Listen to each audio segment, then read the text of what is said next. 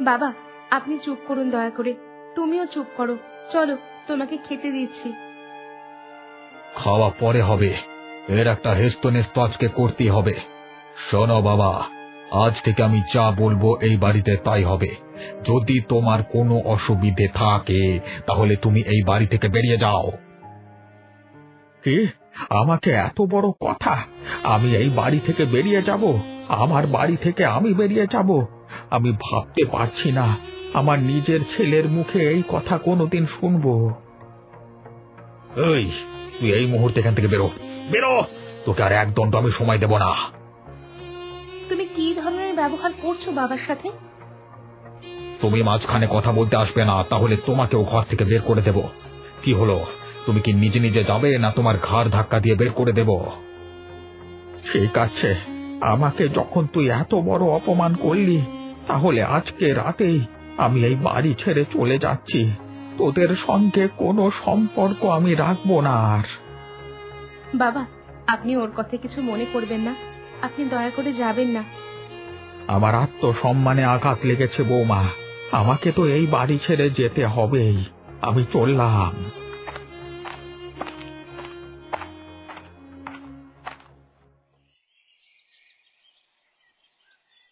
কি অবস্থা বলো দেখি। এইভাবে যে আমাদের স্বামীদের ওপর হঠাৎ করে জোর জুলুম শুরু করবে কাজের নাম করে, সেটা কি কোনোদিন ভাবতে পেরেছিলাম? ও কিন্তু ইতিমধ্যে বড়বাবুকে জানিয়ে দিয়েছে যে অনুপম বাবু কারখানায় নিজের ইচ্ছা মতো কারবার করতে চাইছে। এখন বড়বাবু যদি কিছু করেন, তিনি কিছু করতে পারবেন বলে তো মনে হয় না। যতই হোক উনি বৃদ্ধ হয়েছেন, নিজেকে গায়ের জোরে দাবিয়ে রাখা অনুপম বাবুর কাছে কোনো ব্যাপার না। তা তুমি ঠিকই বলেছ। দুদিন কারখানায় এসেই যা শুরু করেছেন, আমার তো মনে হয় না তিনি দমবার পাত্র। তাহলে এখন কি করা যায় বলো দেখি?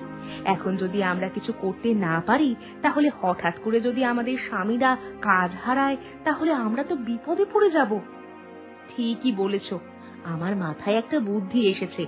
কালকে সারা রাত ভেবে আমি এই সিদ্ধান্তে এলাম যে এই গ্রামে ওই কারখানার সামনেই রাস্তার গায়ে আমরা একটা হোটেল দেব। হোটেল?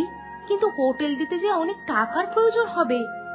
আমি ভেবেছি আমাদের কাছে যেটুকু জমানো পুঁজি আছে সেগুলো দিয়েই একদম ছোট থেকেই শুরু করব, তারপর ধীরে ধীরে বড় করব। বুদ্ধিটা খারাপ দাওনি। আমিও তোমার সঙ্গে যুক্ত হতে পারলে দুজনে মিলেই হোটেলটা অনেক এগিয়ে নিয়ে যেতে পারবো।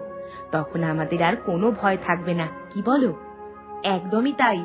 আমি আমার স্বামীকে বলেছি, আমাকে বলেছে যত শীঘ্রই সম্ভব শুরু করতে। আজকে রতনদাকে বলবে বলেছে। এখন দেখি রতনদা কি বলে। ও যদি রাজি না হয়, তাহলে ওকে রাজি করানোর দায়িত্ব আমার। আমি ওকে যে কোনো মূল্যে রাজি করাবোই করাবো।